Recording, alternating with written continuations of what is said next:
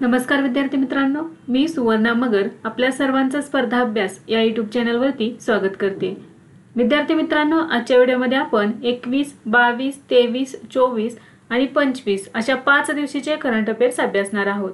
चला तर मग आजच्या व्हिडिओला सुरुवात करूया। फर्स्ट क्वेश्चन आहे, गुगलचे पहिले आशिया पॅसिफिक हब कोठे स्थापन करण्यात आले आहे? तर या प्रश्नाचे योग्य उत्तर आहे पर्याय क्रमांक 3 हैदराबाद।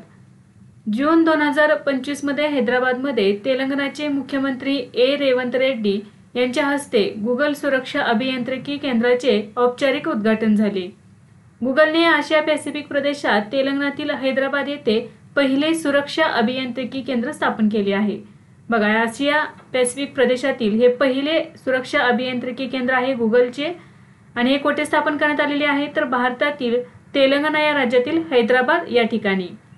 जर्मनीतील म्युनिक, स्पेनमधील मालागा आणि आयर्लंडमधील डब्लिन नंतर हे गुगलचे जगभरातील चौथे सुरक्षा अभियांत्रिकी केंद्र आहे। गुगल इंटरनेटशी संबंधित सेवा प्रदान करते। जगभरातील वापरकर्त्यांची गोपनीयता, सुरक्षा, सामग्री सुरक्षा आणि कुटुंबाची सुरक्षा सुनिश्चित करण्यासाठी गुगलने 4 सुरक्षा अभियांत्रिकी केंद्रे स्थापन केली आहेत। ही 4 मधले भारतातले आहे 4थ्या क्रमांकाचा आहे। बघा, पहिले म्युनिक सेंटर जर्मनी, ते गोपनीयता आणि सुरक्षा अभियांत्रिकीमध्ये विशेषज्ञ आहे। दुसरे आहे डब्लिन सेंटर आयर्लंड, हे सामग्री जबाबदारीमध्ये विशेषज्ञ आहे। तिसरे आहे मालागा सेंटर स्पेन, हे युरोपसाठी सायबर सुरक्षेचे केंद्र आहे। आणि चौथे आपले भारतातील हैदराबाद या ठिकाणी स्थापन करण्यात आलेले आहे। गुगलची स्थापना 1998 मध्ये लॅरी पेज आणि सर्गेई ब्रिन या 2 अमेरिकन व्यक्तींनी केली होती। गुगल 2015 मध्ये अल्फाबेट इंक कंपनीची सहाय्यक कंपनी बनली। नेक्स्ट आहे, अलीकडेच कोणत्या राज्य सरकारने शाळांमध्ये हिंदीला तिसरी भाषा म्हणून सामान्य केले आहे? तर या प्रश्नाचे योग्य उत्तर आहे पर्याय क्रमांक 2 महाराष्ट्र। जून 2025 मध्ये महाराष्ट्र सरकारने शाळांमध्ये हिंदीला तिसरी भाषा म्हणून सामान्य केले आहे। तर मराठी आणि इंग्रजी माध्यमांच्या शाळांमध्ये 1ली ते 5वी पर्यंत हिंदी ही तिसरी भाषा म्हणून सामान्यपणे शिकवली जाईल। हिंदी आता अनिवार्य राहणार नाही, तर ती एक सामान्य तिसरी भाषा असणार आहे। विद्यार्थी इच्छित असल्यास हिंदीऐवजी इतर कोणतीही भारतीय भाषा ते निवडू शकतात। म्हणजे 1ली ते 5वी पर्यंत तिसरी भाषा म्हणून हिंदी ही कंपल्शन नसणार आहे, त्याच्याऐवजी तुम्ही दुसरी कोणतीही भाषा निवडू शकता। सर्व शाळांमध्ये मराठी भाषा अनिवार्य असणार आहे। नेक्स्ट आहे, इराणमधून भारतीयांना बाहेर काढण्यासाठी भारताने कोणते ऑपरेशन सुरू केले? तर बघा, याचे योग्य उत्तर आहे पर्याय क्रमांक 3 ऑपरेशन सिंधू। इराण-इस्रायल युद्धादरम्यान इराणमधून भारतीयांना बाहेर काढण्यासाठी ऑपरेशन सिंधू सुरू करण्यात आले आहे। ही कारवाई 18 जून 2025 रोजी सुरू करण्यात आली।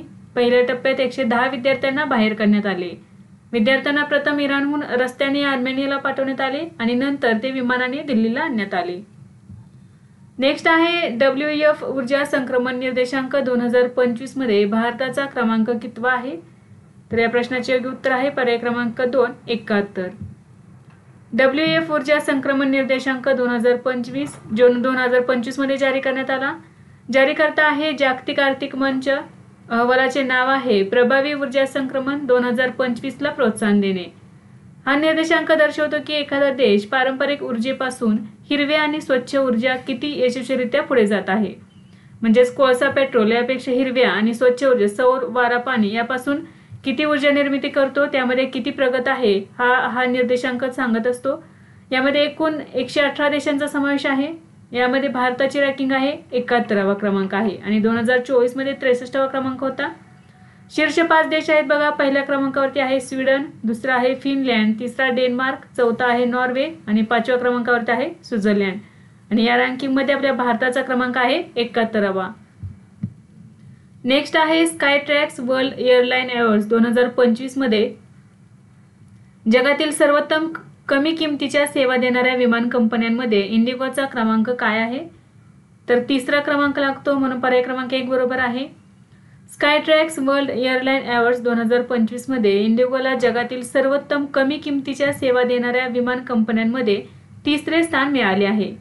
इंडिगो जगातील 3री सर्वोत्तम कमी किमतीची सेवा देणारी विमान कंपनी बनलेली आहे। तर इंडिगो दक्षिण आशियातील सर्वोत्तम कमी किमतीची सेवा देणारी विमान कंपनी बनलेली आहे। म्हणजे जागतिकदृष्ट्या 3रा क्रमांक आहे आणि दक्षिण आशियामध्ये पहिला क्रमांक आहे। टॉप 3 कमी किमतीच्या विमान कंपन्या बघा जागतिकदृष्ट्या Air Asia Malaysia, Scoot Singapore आणि इंडिगो भारत। इंडिगो एअरलाइन ही स्थापना झालेली आहे 2006 मध्ये राहुल भाटिया आणि राकेश गंगवाल यांनी केलेली आहे याची स्थापना आणि मुख्यालय आहे हरियाणातील गुडगाव या ठिकाणी। नेक्स्ट बघा आता स्कायट्रॅक्स वर्ल्ड एअरलाइन अवॉर्ड्स 2025 नुसार जगातील टॉप 5 एअरलाइन्स कोणते आहेत? तर पहिल्या क्रमांकावरती आहे Qatar airways Qatar, Singapore airlines Singapore, Cathay Pacific हाँगकाँग, अमिराती संयुक्त अरब अमिराती आणि all Nippon airways Japan. Next आहे मॅसेच्युसेट्स इन्स्टिट्यूट ऑफ टेक्नॉलॉजीचे पहिले भारतीय वंशाचे प्रोहोस्ट कोण बनले आहेत? याचे उत्तर आहे पर्याय क्रमांक 4 अनंथा चंद्रकासन। जून 2025 मध्ये अनंता चंद्रकासन हे MIT म्हणजेच मॅसेच्युसेट्स इन्स्टिट्यूट ऑफ टेक्नॉलॉजीचे पहिले भारतीय वंशाचे प्रोहोस्ट बनले आहेत। प्रोहोस्ट हा विद्यापीठातील सर्वोच्च शैक्षणिक अधिकारी असतो। अनंत चंद्रकासनचे जन्मस्थान चेन्नई आहे आणि मॅसेच्युसेट्स इन्स्टिट्यूट ऑफ टेक्नॉलॉजी म्हणजेच MIT ची स्थापना झालेली आहे 1861। हे केम्ब्रिज मॅसेच्युसेट्स USA येथे स्थित एक प्रसिद्ध खाजगी संशोधन विद्यापीठ आहे। नेक्स्ट आहे बघा 2025च्या गव्हर्नर्स अवॉर्ड्स मध्ये कोणत्या बॉलिवूड सुपरस्टारला मानद ऑस्करने सन्मानित केले जाईल? याचे उत्तर आहे पर्याय क्रमांक 2 Tom cruise. Hollywood superstar Tom cruise यांना 2025च्या गव्हर्नर्स अवॉर्ड्स मध्ये मानद ऑस्करने सन्मानित करण्यात येणार आहे। सन्मान समारंभ हा 16 नोव्हेंबर 2025 रोजी अमेरिकेतील लॉस एंजेलिस या ठिकाणी होईल। 4 दशकाहून अधिक काळ चित्रपटांमध्ये दिलेल्या योगदानाबद्दल त्यांना हा सन्मान देण्यात आला आहे। हॉलिवूडच्या academy of motion picture arts and सायन्सेसद्वारे आयोजित केलेला गव्हर्नर्स अवॉर्ड्स हा एक विशेष समारंभ आहे। नेक्स्ट आहे NAC इंटरनॅशनल ॲनिमेशन फेस्टिवल 2025 मध्ये कोणत्या चित्रपटाला ज्युरी सन्मान मिळाला आहे? तर याचे उत्तर आहे पर्याय क्रमांक 3 देसी ऊन। चित्रपट निर्माते सुरेश आर्यन त्यांच्या देसी ऊन या ॲनिमेशन चित्रपटाला फ्रान्समधील NAC आंतरराष्ट्रीय ॲनिमेशन महोत्सव 2025 मध्ये सर्वोत्कृष्ट कमिशन केलेल्या चित्रपटाचा ज्युरी पुरस्कार मिळाला आहे। तर देसी ऊनने याआधीच वेव्ज 2025 मध्ये सर्वोत्कृष्ट चित्रपटाचा पुरस्कार जिंकलेला आहे। NAC आंतरराष्ट्रीय ॲनिमेशन महोत्सव हा जगातील सर्वात प्रतिष्ठित ॲनिमेशन चित्रपट महोत्सव आहे आणि हा महोत्सव 2025 मध्ये कोठे आयोजित करण्यात आलेला? तर फ्रान्समध्ये आयोजित करण्यात आला होता। दरवर्षी फ्रान्समधील NAC शहरात आयोजित केला जाणारा हा महोत्सव 2025 मध्ये 10 ते 15 जून दरम्यान आयोजित करण्यात आला होता। नेक्स्ट आहे जून 2025 मध्ये जाहीर झालेल्या ICC महिला एकदिवसीय फलंदाजी क्रमवारीत कोणत्या भारतीय खेळाडूने नंबर 1 स्थान मिळवले आहे?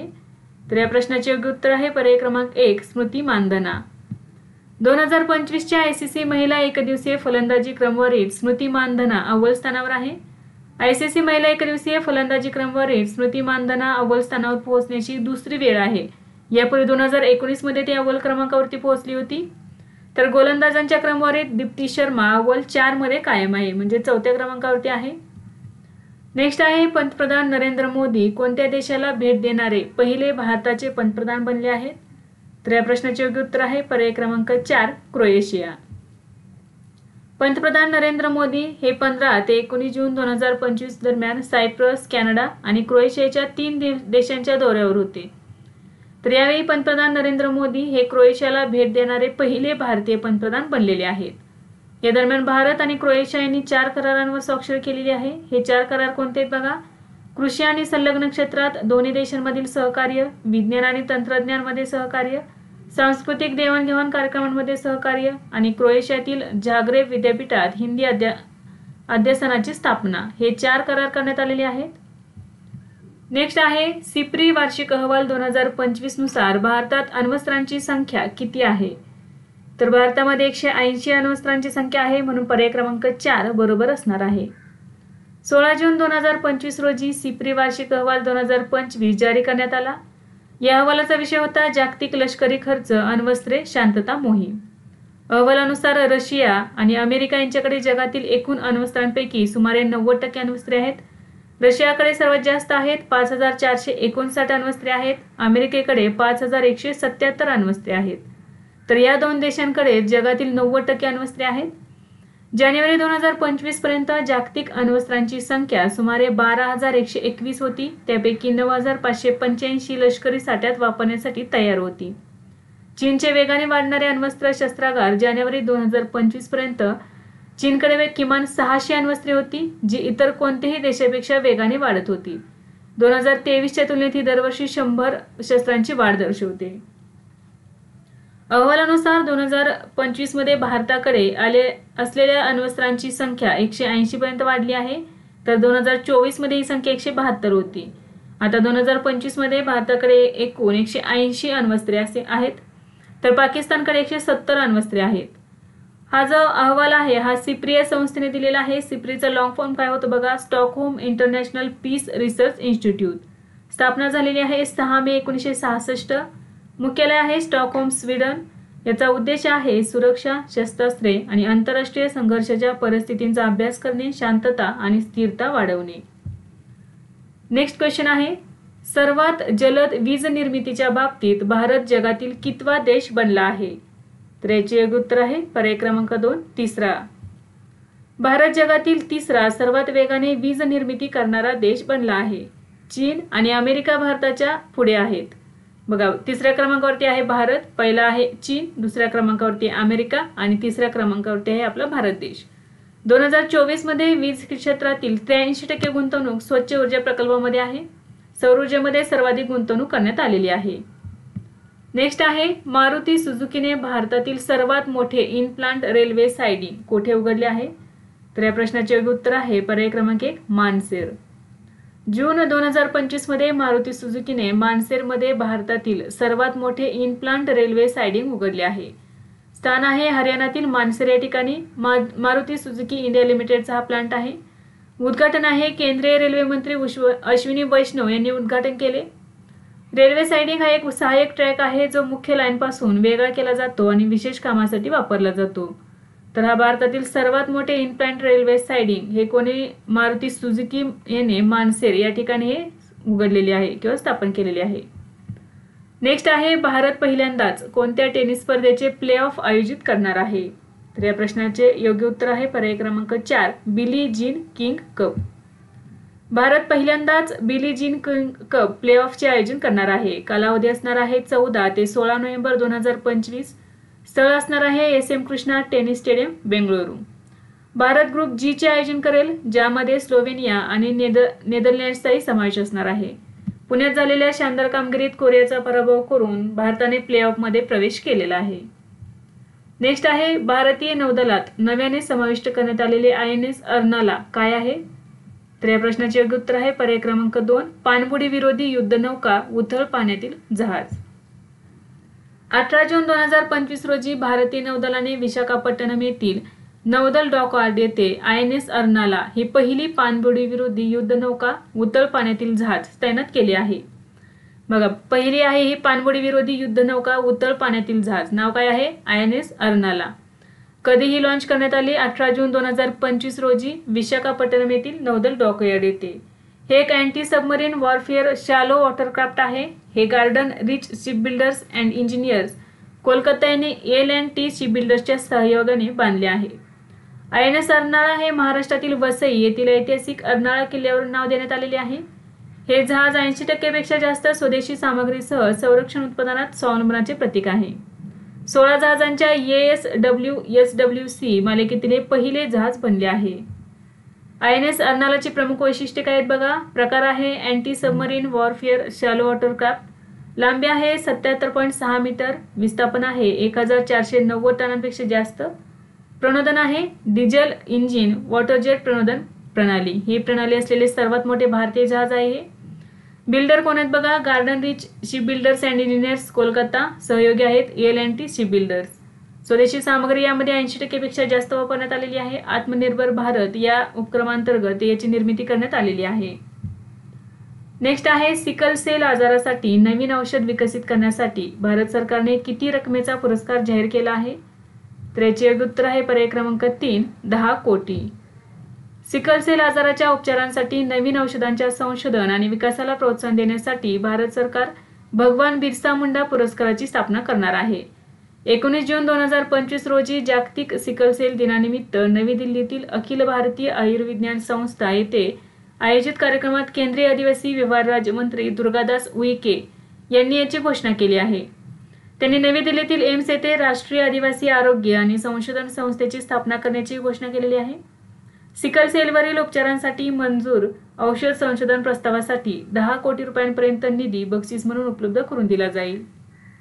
नेक्स्ट आहे, नुकतेच मारुती चितमपल्ली यांचे निधन झाले, त्यांना कोणत्या टोपण नावाने ओळखले जात असे? तर याचे उत्तर आहे पर्याय क्रमांक 4, अरण्य ऋषी. पर्यावरणवादी, वन्यजीव तज्ज्ञ आणि पद्मश्री मारुती चितमपल्ली यांचे 18 जून 2025 रोजी वयाच्या 93व्या वर्षी निधन झाले. जंगल, पक्षी आणि निसर्ग यांच्यावरील समर्पणामुळे त्यांना अरण्य ऋषी म्हणून ओळखले जात असे. 30 एप्रिल 2025 रोजी राष्ट्रपती द्रौपदी मुर्मू यांच्या हस्ते त्यांना पद्मश्री पुरस्कार प्रदान करण्यात आला होता. 2017 मध्ये त्यांना महाराष्ट्र सरकारकडून विंदा करंदीकर स्मृती जीवनगौरव पुरस्कारही मिळालेला आहे. त्यांनी लिहिलेली पुस्तके कोणते बघा? पक्षीकोश, प्राणीकोश, रातवा, चकवा, चांदण, एक वनोपनिषद, चित्रग्रीव, एका कबुतराची कथा, सुवर्ण गरुड, नवेगाव बांचे दिवस यासारखेच अनेक पुस्तके त्यांनी लिहिलेली आहेत. नेक्स्ट आहे, कोणत्या उच्च न्यायालयाने 1 ऑगस्ट पासून पश्चिम बंगालमध्ये मनरेगा योजना पुन्हा सुरू करण्याचे आदेश दिले आहेत? तर या प्रश्नाचे उत्तर आहे पर्याय क्रमांक 4, कलकत्ता उच्च न्यायालय. कोलकाता उच्च न्यायालयाने पश्चिम बंगालमध्ये 1 ऑगस्ट पासून मनरेगा योजना पुन्हा सुरू करण्याचे आदेश दिले आहेत. काही जिल्ह्यांमध्ये भ्रष्टाचार आणि निधीचा गैरवापर झाल्याचे आरोप असल्याने 2022 पासून ही योजना बंद करण्यात आली होती. मनरेगा लॉंग फॉर्म बघा, महात्मा गांधी राष्ट्रीय ग्रामीण रोजगार हमी कायदा. ही एक सरकारी योजना आहे जी ग्रामीण भारतातील लोकांना दरवर्षी 100 दिवसांच्या वेतन कामाची हमी देते. हा कायदा लागू झाला 25 ऑगस्ट 2005 रोजी. अंमलात आला 2 फेब्रुवारी 2006 रोजी. पूर्वीचे नाव होते नरेगा, 2009 मध्ये नाव बदलले मनरेगा. उद्देश आहे ग्रामीण लोकांना रोजगार उपलब्ध करून देणे. नेक्स्ट आहे, उत्तर प्रदेशातील धोक्यात असलेल्या वन्यजीवांच्या संवर्धनासाठी दुधवा राष्ट्रीय उद्यानात किती नवीन पुनर्वसन केंद्रे स्थापन केली जातील? तर या प्रश्नाचे उत्तर आहे पर्याय क्रमांक 2. उत्तर प्रदेशात लुप्तप्राय वन्यजीवांच्या संवर्धनासाठी दुधवा राष्ट्रीय उद्यानात 2 नवीन पुनर्वसन केंद्रे स्थापन केली जातील. पुनर्वसन केंद्र म्हणजे काय असते बघा? अशी जागा जिथे जखमी, आजारी किंवा धोक्यात असलेल्या जीवांवर उपचार केले जातात, त्यांची काळजी घेतली जाते आणि नैसर्गिक जीवनात परत येण्यासाठी तयार केले जाते. नेक्स्ट क्वेश्चन आहे, बेंगळुरू येथील इंडियन इन्स्टिट्यूट ऑफ ॲस्ट्रोफिजिक्सच्या शास्त्रज्ञांना A980 या नवीन प्रकारच्या ताऱ्यांमध्ये कोणत्या धातूच्या घटकाचे प्रमाण जास्त आढळले आहे? तर याचे उत्तर आहे पर्याय क्रमांक 2, जर्मेनियम. बेंगळुरू येथील इंडियन इन्स्टिट्यूट ऑफ ॲस्ट्रोफिजिक्स येथील शास्त्रज्ञांना A980 या नवीन प्रकारच्या ताऱ्यामध्ये जर्मेनियम नावाच्या धातूच्या घटकाचे अत्याधुनिक प्रमाण आढळले आहे. तसेच EH ताऱ्यामध्ये प्रथमच एकल आयनीकृत जर्मेनियम आढळून आले, जिथे सूर्यापेक्षा अनेक पट जास्त जर्मेनियम आहे. बेंगळुरू स्थित इंडियन इन्स्टिट्यूट ऑफ ॲस्ट्रोफिजिक्स मधील शास्त्रज्ञांनी असामान्य रासायनिक रचनेसह एक दुर्मिळ हेलियम समृद्ध तारा ओळखला आहे. हा शोध तारकीय उत्क्रांती आणि आण्विक संश्लेषणाच्या प्रचलित मॉडेल्सना आव्हान देतो. A980 हा एक थंड अतिरेकी हेलियम तारा आहे, जो उत्क्रांत ताऱ्याचा एक दुर्मिळ वर्ग आहे. हे तारे जवळजवळ पूर्णपणे हेलियम पासून बनलेले आहेत आणि त्यात हायड्रोजन कमी किंवा नाहीच. असे तारे सहसा हेलियम समृद्ध आणि कार्बन ऑक्सिजन पांढऱ्या बटूच्या विलिनीकरणाने तयार होतात. A980 पृथ्वीपासून सुमारे 25,800 प्रकाश वर्ष अंतरावर असलेल्या ओपियुकस नक्षत्रात स्थित आहे. नेक्स्ट आहे, 17 जून 2025 रोजी मगरी संवर्धन प्रकल्पाला किती वर्ष पूर्ण झाली? तर याचे उत्तर आहे पर्याय क्रमांक 2, 50 वर्ष. 17 जून 2025 रोजी जागतिक मगर दिनाला मगरी संवर्धन प्रकल्पाला 50 वर्ष पूर्ण झाली आहेत. हा प्रकल्प 1975 मध्ये ओडिसाच्या भितरकनिका राष्ट्रीय उद्यानात सुरू झाला. यासाठी सहकार्य केलेले आहे भारत सरकार, संयुक्त राष्ट्र विकास कार्यक्रम आणि अन्न आणि कृषी संघटना. या तिघांच्या सहकार्यातून हे राष्ट्रीय उद्यान सुरू करण्यात आलेले आहे. ओडिसा हे एकमेव राज्य आहे जिथे मगरींच्या 3ही प्रजाती आढळतात. मगरींच्या प्रजाती कोणत्या आहेत बघा? घरियाल, मगरी आणि खाऱ्या पाण्यातील मगरी. ह्या 3ही प्रजाती ओडिसामध्ये आढळतात. चंबळ नदी हे मगरी आणि घरियालच्या सर्वात जास्त उपस्थितीसाठी ओळखली जाते. नेक्स्ट आहे, परफॉर्मन्स ग्रेडिंग इंडेक्स 2023-24 अहवालात सर्वाधिक गुण कोणत्या राज्याला मिळाले आहेत? तर याचे योग्य उत्तर आहे पर्याय क्रमांक 4 चंदीगड. कामगिरी श्रेणीकरण निर्देशांक 2023-24 अहवाल हा शालेय शिक्षण प्रणालीच्या कामगिरीचे मूल्यांकन करण्यासाठी एक निर्देशांक आहे. हा राज्य आणि केंद्रशासित प्रदेशांसाठी शिक्षण मंत्रालयाने तयार केला आहे. याचे उद्दिष्ट आहे शिक्षणाची गुणवत्ता, सुलभता, समता आणि प्रशासन मोजणे. PGI 2.0 ची रचना राष्ट्रीय शिक्षण धोरण 2020 च्या अनुरूप आहे. शिक्षण मंत्रालयाने 2023-24 साठी परफॉर्मन्स ग्रेडिंग इंडेक्स 2.0 अहवालाचे नवीनतम मूल्यांकन जारी केलेले आहे.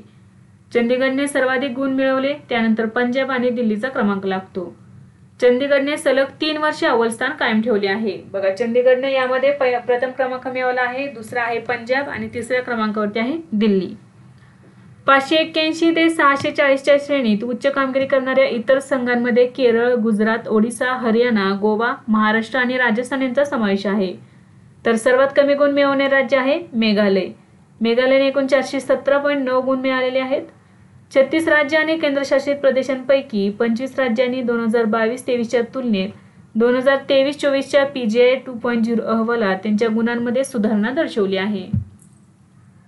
नेक्स्ट आहे अ डिफरंट काइंड ऑफ पॉवर. हे नुकतेच प्रकाशित झालेले पुस्तक कोणाचे आत्मचरित्र आहे? तर याचे योग्य उत्तर आहे पर्याय क्रमांक 3 Jacinda Ardern. A different kind of power हे न्यूझीलंडच्या माजी पंतप्रधान जॅकिंडा आर्डर्न यांचे आत्मचरित्र आहे. ते आर्डर्नच्या राजकीय कारकिर्दीचे आणि जागतिक नेत्या म्हणून तिच्या अनुभवाचे वर्णन करते. नेक्स्ट आहे QS वर्ल्ड युनिव्हर्सिटी रँकिंग 2026 मध्ये कोणत्या संस्थेला प्रथम क्रमांक मिळाला आहे? तर याचे योग्य उत्तर आहे पर्याय क्रमांक 2 Massachusetts institute of technology. QS world university ranking 2026 मध्ये 100हून अधिक देशांमधील 1500हून अधिक विद्यापीठांचा समावेश होता. सलग 14व्या वर्षी मॅसेच्युसेट्स इन्स्टिट्यूट ऑफ टेक्नॉलॉजीने पहिले स्थान पटकावलेले आहे. सलग 14 वर्षे हे स्थान पटकावलेले आहे. बघा, MIT या संस्थेने जगातील टॉप 5 विद्यापीठे आहेत. MIT America, Imperial college London UK, Stanford university America, university of Oxford UK आणि हार्वर्ड युनिव्हर्सिटी अमेरिका. तर यामध्ये भारतातील सर्वोत्तम विद्यापीठे कोणते आहेत? बघा, 123व्या क्रमांकावरती आहे IIT दिल्ली, 129व्या क्रमांकावरती आहे IIT Bombay, 180 IIT Madras, 215 IIT Kharagpur, 219 IISc Bengaluru, 222व्या क्रमांकावरती आहे IIT कानपूर आणि 328व्या क्रमांकावरती आहे दिल्ली विद्यापीठ. नेक्स्ट आहे कोणत्या राज्य सरकारने कैलास मानसरोवर यात्रेला जाणाऱ्या प्रत्येक भाविकाला 1 लाख रुपये देण्याची घोषणा केली आहे? तर याचे योग्य उत्तर आहे पर्याय क्रमांक 3 उत्तर प्रदेश. उत्तर प्रदेश सरकारने मानसरोवरला भेट देणाऱ्या उत्तर प्रदेशातील कायमस्वरूपी रहिवाशांसाठी मानसरोवर यात्रा योजना सुरू केली आहे. बघा, मानसरोवर यात्रा योजना कोणत्या राज्याने सुरू केली आहे? तर उत्तर प्रदेश सरकारने. कोणासाठी सुरू केलेली आहे? तर उत्तर प्रदेशामधील कायमस्वरूपी रहिवाशांसाठी ही योजना सुरू करण्यात आलेली आहे. या अंतर्गत मानसरोवरला भेट देणाऱ्या भाविकांना प्रत्येकी 1 लाख रुपये देण्यात येणार आहेत. नेक्स्ट आहे दसॉल्ट एव्हिएशनचे फाल्कन 2000 बिझनेस एक्झिक्युटिव्ह जेट भारतात कोठे बनले जाईल? याचे योग्य उत्तर आहे पर्याय क्रमांक 1 Nagpur Maharashtra. Dassault aviation limited Falcon 2000 executive जेटची निर्मिती करणार आहे. Falcon 2000 LXS business executive jet महाराष्ट्रातील नागपूर येथील मिहान स्पेशल इकॉनॉमिक झोन मधील दसॉल्ट रिलायन्स एव्हिएशन लिमिटेड येथे तयार केले जाईल. दसॉल्ट रिलायन्स एव्हिएशन लिमिटेड ही दसॉल्ट एव्हिएशन आणि रिलायन्स एरोस्ट्रक्चर लिमिटेड यांच्यातील संयुक्त उपक्रम आहे. रिलायन्स एरोस्ट्रक्चर लिमिटेड ही अनिल अंबानी यांच्या मालकीची रिलायन्स इन्फ्रास्ट्रक्चर लिमिटेडची उपकंपनी आहे. दसॉल्ट रिलायन्स एव्हिएशन लिमिटेडची स्थापना 2017 मध्ये झाली.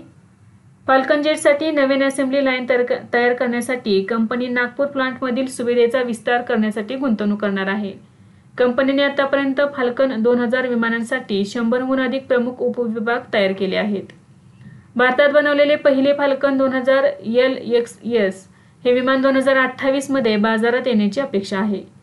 भारतीय आणि जागतिक बाजारपेठेतील मागणी पूर्ण करण्यासाठी दसॉल्ट फ्रान्सबाहेर त्याचे falcon 2000 LXS executive business jet तयार करण्याची पहिलीच वेळ असणार आहे. म्हणजे फ्रान्सबाहेर हे पहिल्यांदाच निर्मिती करण्यात येणार आहे, तेही आपल्या भारतामध्ये महाराष्ट्रातील नागपूर या ठिकाणी.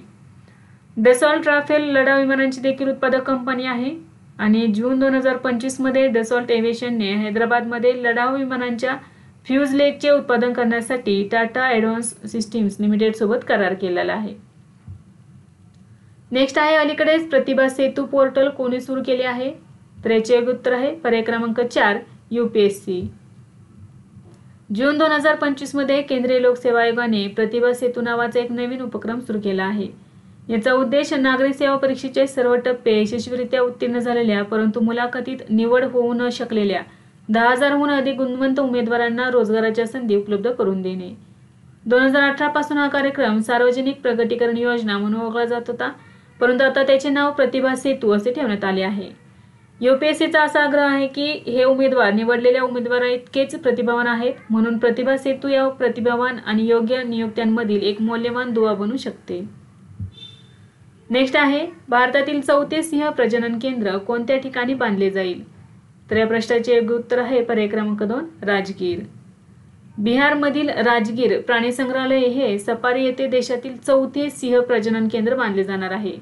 कोठे बांधण्यात येणार आहे? तर बिहार राज्यातील राजगीर प्राणी संग्रहालय सफारी या ठिकाणी. हे देशातील 4थे सिंह प्रजनन केंद्र असेल. विशेष म्हणजे येथे सिंहांची संख्या ही झपाट्याने वाढली आहे आणि येथे शावकांचा जगण्याचा दर 100% आहे, ज्यामुळे देशातील इतर केंद्रांच्या तुलनेत हे केंद्र खास बनले आहे. नेक्स्ट आहे दरवर्षी जागतिक निर्वासित दिन कधी साजरा केला जातो? तर याचे योग्य उत्तर आहे पर्याय क्रमांक 1 20 जून. दरवर्षी 20 जून रोजी जागतिक निर्वासित दिन साजरा केला जातो. उद्दिष्ट आहे जगभरातील निर्वासितांच्या कष्टांबद्दल आणि संघर्षाबद्दल जागरूकता पसरवणे. 2025 ची थीम आहे निर्वासितांसोबत एकता. हा दिवस पहिल्यांदा 20 जून 2001 रोजी साजरा करण्यात आला. नेक्स्ट आहे भारत सरकारने भारतीय महामार्गांवर प्रवास करण्यासाठी किती रुपयांचा वार्षिक पास जाहीर केला आहे? तर याचे योग्य उत्तर आहे पर्याय क्रमांक 2 3000 रुपये. सरकार मान्यताप्राप्त फास्टॅग वार्षिक पास ही एक नवीन योजना सुरू करण्यात आलेली आहे. रस्ते वाहतूक आणि महामार्ग मंत्रालयाने 3000 रुपयांमध्ये फास्टॅग वार्षिक पास जाहीर केला आहे. हा खासगी वाहनांना 200 महामार्ग प्रवास करण्यास अनुमती देईल. म्हणजेच एकदाच फास्टॅग वार्षिक पास योजना 3000 रुपये भरून घ्यायची आणि या योजनेअंतर्गत 200 महामार्ग प्रवास करण्यास म्हणजे टोल नाक्यांवरती 200 टोल नाके या अंतर्गत येणार आहेत. 200 वेळा तुम्ही प्रवास करू शकता. ही योजना 15 ऑगस्ट 2025 पासून लागू होणार आहे. नेक्स्ट आहे बिहारमध्ये तयार केलेले पहिले लोकोमोटिव्ह अलीकडेच कोणत्या देशात निर्यात करण्यात आले आहे? तर याचे योग्य उत्तर आहे पर्याय क्रमांक 4 गिनी. पंतप्रधान नरेंद्र मोदी यांनी 20 जून 2025 रोजी बिहारमध्ये बनवलेल्या लोकोमोटिव्ह इंजिनच्या आफ्रिकन देश गिनीला निर्यातीला हिरवा झेंडा दाखवला आहे. बिहारमध्ये बनवलेले लोकोमोटिव्ह परदेशात निर्यात होण्याची ही पहिलीच वेळ आहे. बिहारमधील सारन जिल्ह्यातील मधौरा डिझेल लोकोमोटिव्ह प्लांटमध्ये हे लोकोमोटिव्ह तयार करण्यात आले आहेत. नेक्स्ट आहे वर्ल्ड पॅरा ॲथलेटिक चॅम्पियनशिप 2025 चे ब्रँड अँबॅसिडर म्हणून कोणाची नियुक्ती करण्यात आली आहे? तर याचे योग्य उत्तर आहे पर्याय क्रमांक 3 कंगना रनौत. कंगना रनौतची नवी दिल्ली येथे होणाऱ्या जागतिक पॅरा ॲथलेटिक्स चॅम्पियनशिप 2025 साठी ब्रँड अँबॅसिडर म्हणून नियुक्ती करण्यात आली आहे. तिच्या नवीन भूमिकेत ती देशभरातील पॅरा स्पोर्ट्सची भावना, समावेश आणि उत्कृष्टतेला प्रोत्साहन देईल. ही स्पर्धा 27 सप्टेंबर ते 5 ऑक्टोबर 2025 दरम्यान नवी दिल्ली येथे होणार आहे. नेक्स्ट आहे आंतरराष्ट्रीय योग दिन कधी साजरा केला जातो?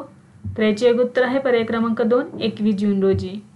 दरवर्षी आंतरराष्ट्रीय योग दिन 21 जून रोजी साजरा केला जातो. 2025 ची 11वी आवृत्ती आहे. थीम आहे एक पृथ्वी एक आरोग्यासाठी योग.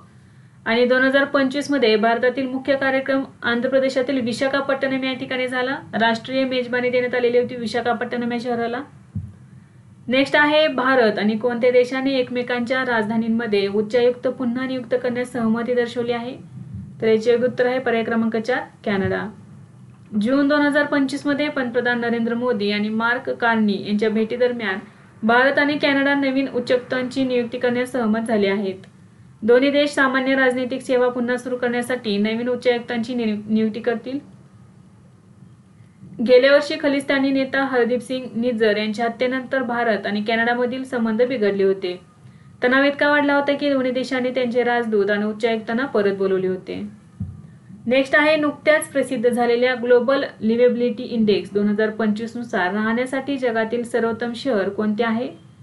तर याचे योग्य उत्तर आहे पर्याय क्रमांक 3 कोपेनहेगन.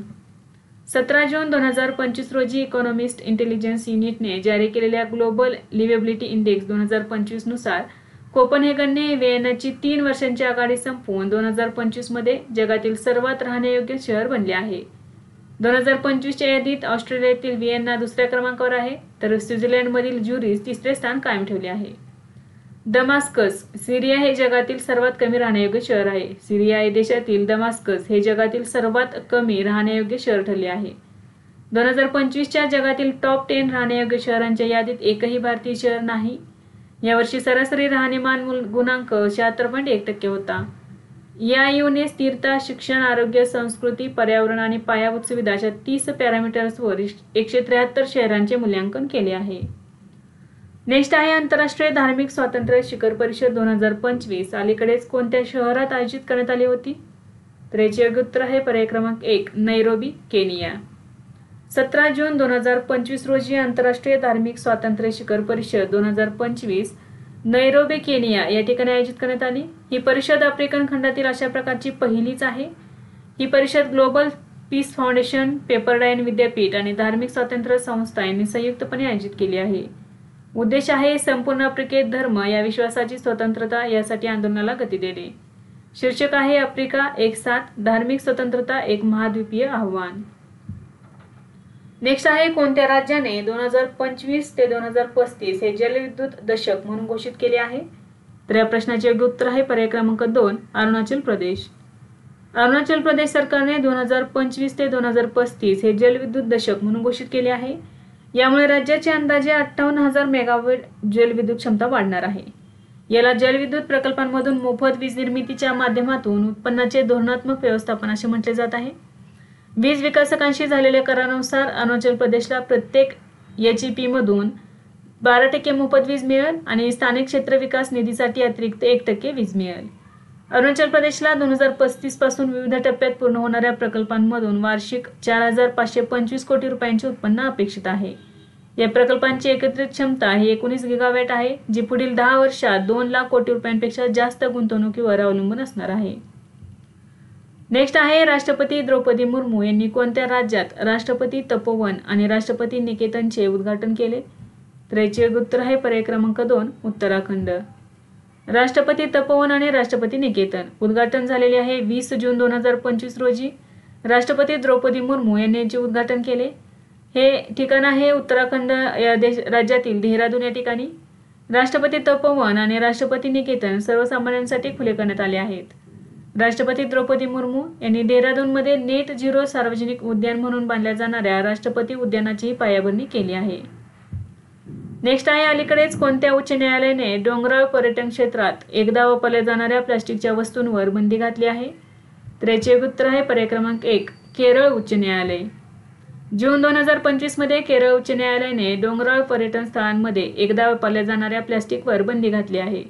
तसेच लग्न आणि सरकारी कार्यक्रमासारख्या मोठ्या मेळाव्यांमध्येही प्लास्टिकच्या बाटल्यांचा वापर नियंत्रित केला आहे. न्यायालयाने स्पष्ट केले की ही बंदी 60 GSM किंवा त्याहून अधिक जाडी असलेल्या नॉन विणलेल्या पॉलिप्रोपायलीन पिशव्यांवर लागू होणार नाही. हा जो नियम आहे फक्त एकदाच वापरल्या जाणाऱ्या प्लास्टिकवर ही बंदी घालण्यात आलेली आहे. केरळ उच्च न्यायालयाने घातलेली आहे ही बंदी. नेक्स्ट आहे बॉन हवामान बदल परिषद 2025 कोणत्या देशात आयोजित करण्यात आली होती? तर याचे उत्तर आहे पर्याय क्रमांक 4 जर्मनी. बॉन हवामान बदल परिषद 2025 16 जून रोजी आयोजित करण्यात आली. जर्मनीतील बॉन या ठिकाणी आयोजित करण्यात आली होती, ज्यामध्ये 5,000हून अधिक सरकारी प्रतिनिधी, शास्त्रज्ञ, स्थानिक नेते आणि नागरी समाज कार्यकर्ते एकत्र आले.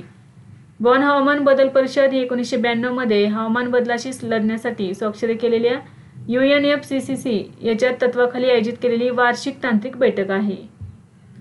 नेक्स्ट आहे दरवर्षी आंतरराष्ट्रीय ऑलिम्पिक दिन कधी साजरा केला जातो? तर याचे उत्तर आहे पर्याय क्रमांक 3 23 जून रोजी.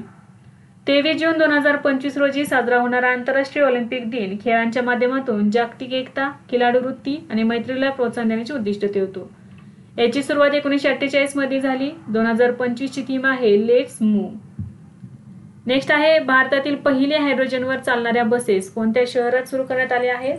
तर याचे उत्तर आहे पर्याय क्रमांक 3 लेह. जगातील सर्वात उंच वाहने चालणारे रस्ते असलेल्या केंद्रशासित प्रदेश लडाखच्या लेह जिल्ह्यात 5 हायड्रोजन इंधन सेल आधारित बस लवकरच व्यावसायिकरित्या धावण्यास सुरुवात करतील. लेहमधील पालम येथील ग्रीन हायड्रोजन मोबिलिटी स्टेशनवर झालेल्या समारंभात नॅशनल थर्मल पॉवर कॉर्पोरेशन लिमिटेडने राज्य औद्योगिक विकास महामंडळाला या बस औपचारिकपणे सुपूर्द केल्या. लडाख प्रशासन आणि NTPC यांच्या संयुक्त प्रयत्नातून विकसित केलेला हा उपक्रम आहे.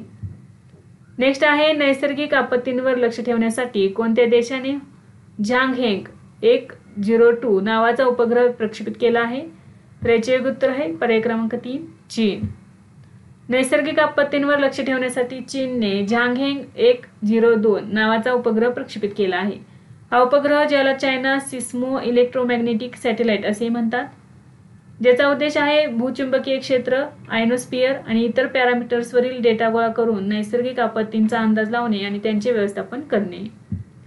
नेक्स्ट आहे आसामच्या माकुम कोळसा क्षेत्रात किती दशलक्ष वर्ष जुनी जीवाश्म पाणी सापडली आहेत? तर याचे उत्तर आहे पर्याय क्रमांक 4 24 दशलक्ष वर्ष.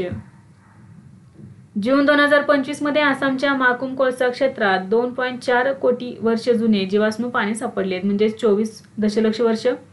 बिरबल सहानी इन्स्टिट्यूट ऑफ पॅलिओन्टॉलॉजी लखनौ येथील शास्त्रज्ञांनी हा शोध लावला आहे. सुमारे 23 ते 24 दशलक्ष वर्ष जुने आहेत हे. ऑलिगोसिन काळातील आहेत ही पाने. कोणत्या वनस्पतीची पाने सापडलेत बघा? नोथोपेजिया, जो आज एक फक्त पश्चिम घाटामध्ये आढळतो. नेक्स्ट आहे ॲबरडीन विद्यापीठाला त्यांचे पहिले भारतीय कॅम्पस कोणत्या ठिकाणी स्थापन करण्यास मान्यता देण्यात आली आहे? याचे उत्तर आहे पर्याय क्रमांक 1 नवी मुंबई.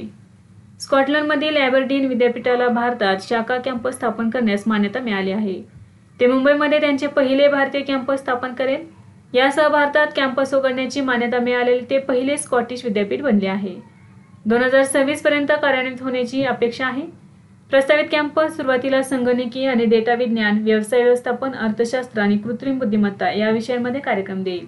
याशिवाय ते गणित, आंतरराष्ट्रीय व्यवसाय व्यवस्थापन आणि माहिती प्रणाली, सार्वजनिक आरोग्य, चित्रपट अभ्यास आणि मानसशास्त्र यासारख्या धोरणात्मक क्षेत्रांमध्ये भविष्यात विस्तारासह MBA प्रोग्राम देखील देणार आहे. नेक्स्ट आहे कोणत्या माध्यम संस्थेने the champion of digital media award south Asia 2025 जिंकला आहे? तर याचे उत्तर आहे पर्याय क्रमांक 3 द हिंदू. द हिंदू ग्रुपने the champion of digital media award south Asia 2025 जिंकला आहे. सादरीकरण संस्था किंवा हा अवॉर्ड कोणी दिलेला आहे बघा? WANIFRA world association of news publishers. विजेता आहे द हिंदू ग्रुप आणि डिजिटल पत्रकारितेतील उत्कृष्टतेसाठीचा पुरस्कार द हिंदू ग्रुपला देण्यात आलेला आहे. हा पुरस्कार दक्षिण आशियातील डिजिटल माध्यमांच्या सर्वोच्च मान्यतेपैकी एक मानला जातो.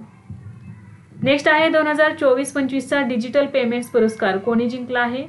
तर याचे उत्तर आहे पर्याय क्रमांक 3 India post payments bank. India post payments बँकेने 2024-25चा डिजिटल पेमेंट्स पुरस्कार जिंकला आहे. पुरस्कार देणारी संस्था आहे वित्त मंत्रालयाच्या वित्तीय सेवा विभाग. डिजिटल पेमेंट आणि आर्थिक समावेशनात उत्कृष्ट योगदानासाठी IPPB ला हा पुरस्कार मिळाला आहे. 2024-25च्या कामगिरी निर्देशांकात ही बँक देशातील नंबर 1 पेमेंट बँक बनली आहे. नेक्स्ट आहे अलीकडेच बुळकांडी विषाणू नियंत्रणासाठी जागतिक एलिट गटात कोणता देश सामील झाला आहे? तर याचे उत्तर आहे पर्याय क्रमांक 4 भारत. जून 2025 मध्ये भारतातील बुळकांडी विषाणूशी संबंधित बुळकांडी विषाणू नियंत्रण संशोधनासाठी जागतिक एलिट गटात भारताचा समावेश करण्यात आला आहे. भोपाळ येथील ICAR NIHSAD याला श्रेणी A बुळकांडी होल्डिंग सुविधा म्हणून मान्यता मिळाली आहे. बुळकांडीला गुरांचा प्लेग असे म्हणतात. हा इतिहासातील सर्वात धोकादायक प्राण्यांच्या आजारांपैकी एक आहे. सदस्यत्व प्रमाणपत्र भारताच्या WAH प्रतिनिधी अलका उपाध्याय यांना सुपूर्द करण्यात आले आहे. पॅरिस डायमंड लीग 2025 मध्ये नीरज चोप्राने कोणते पदक जिंकले आहे? तर याचे उत्तर आहे पर्याय क्रमांक 1 सुवर्ण पदक. पॅरिस डायमंड लीग 2025 कार्यक्रमाची तारीख आहे बघा 20 जून 2025. ठिकाण आहे पॅरिस, फ्रान्स. नीरज चोप्राने 88.16 मीटर फेकून सुवर्ण पदक जिंकले. जर्मनीचा ज्युलियन वेबर दुसऱ्या आणि ब्राझीलचा लुईस मॉरिसियो तिसऱ्या क्रमांकावर राहिला. नेक्स्ट आहे देशातील पहिले योग धोरण कोणत्या राज्याने जाहीर केले आहे? तर याचे उत्तर आहे पर्याय क्रमांक 4 उत्तराखंड. देशाचे पहिले योग धोरण राज्य आहे उत्तराखंड. घोषणा केलेली आहे 21 जून 2025 रोजी आंतरराष्ट्रीय योग दिनानिमित्त. उद्दिष्ट आहे उत्तराखंडला योग आणि आरोग्याची जागतिक राजधानी बनवणे. आरोग्य संवर्धन, पर्यटन विकास आणि रोजगार निर्मितीला चालना देणे. प्रमुख उद्दिष्ट आहे 2030 पर्यंत 5 नवीन योग केंद्र स्थापन करणे. ही 5 केंद्र कोठे असणार आहेत बघा? जगेश्वर, मुक्तेश्वर, व्यास व्हॅली, टिहरी तलाव आणि कोळीदेग तलाव या ठिकाणी ही योग केंद्र स्थापन केले जाणार आहे. विद्यार्थी मित्रांनो, आज आपण काही महत्त्वाचे चालू घडामोडीचे घटक अभ्यासले। यासारखेच नवनवीन व्हिडिओ पाहण्यासाठी चॅनलला लाईक करा आणि सबस्क्राईब करायला विसरू नका। धन्यवाद।